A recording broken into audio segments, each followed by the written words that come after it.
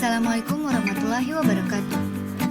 Perkenalkan, nama saya Ramayanti dengan NIM 19024136 dengan jurusan Ilmu Komunikasi.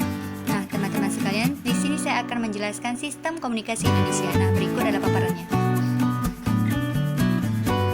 Nah, untuk yang pertama, apa yang menjadi dasar sistem komunikasi Indonesia?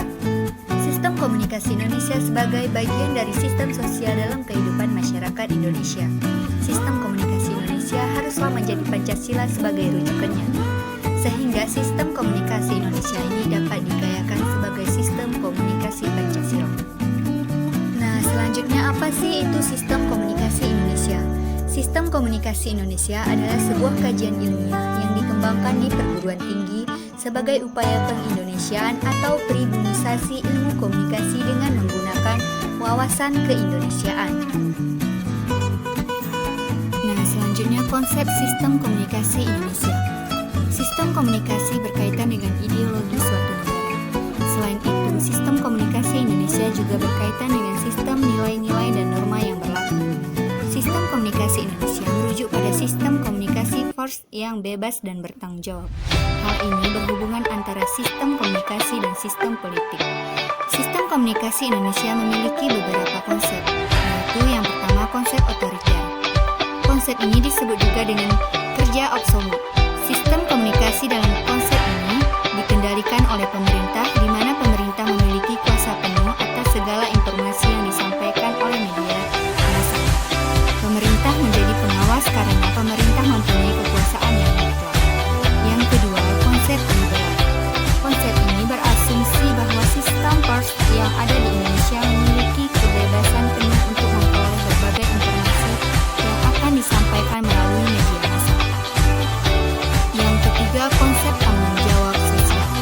Konsep tanggung jawab sosial ini masih dipergunakan dalam sistem komunikasi di Indonesia. Awalnya konsep ini muncul karena dikhawatirkan pemerintah akan konsep liberal yang bebas tetapi cenderung berdampak negatif terhadap nilai dan moral suatu bangsa. Kemerosotan moral tersebut memunculkan pemikiran bahwa konsep liberal harus didukung oleh tanggung jawab dalam sistem pers di Indonesia.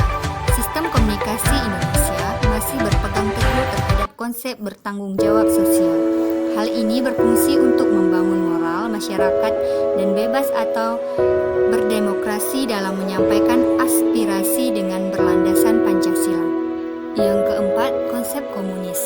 Konsep komunis dalam sistem komunikasi di Indonesia juga pernah terjadi. Sistem komunis yang menggunakan konsep komunis ini berasumsi bahwa informasi yang disampaikan oleh media massa harus sesuai dengan peraturan pemerintah, di mana media harus tunduk kepada pemerintah yang memiliki kontrol partai komunis. Kebebasan dalam pers dibatasi untuk kepentingan partai komunis. Selanjutnya, peranan budaya dalam sistem komunikasi Indonesia.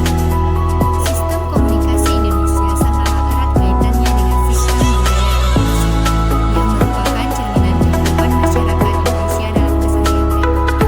Banyak fenomena komunikasi Indonesia yang setelah ditelusuri selalu saja ada keterkaitannya terhadap latar belakang budaya. Manusia sebagai pelaku memiliki realitis psikis yang dipengaruhi oleh latar belakang kebudayaan yang tercermin dari ekspresi sikap dan perilaku. Suatu kebudayaan baik dalam bentuk material maupun nilai dimiliki oleh suatu komunitas sosial tertentu yang memiliki ciri identitas kepadanya, sehingga individu yang berada dalam komunitas sosial tersebut memiliki identitas yang seragam walaupun mungkin identitasnya berbeda-beda.